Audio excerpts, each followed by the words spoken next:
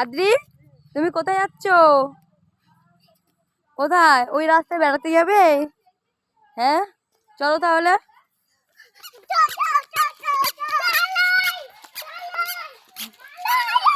এদিকে যাব, এইদিকে, এই রাস্তায় যাব, নতুন রাস্তায়।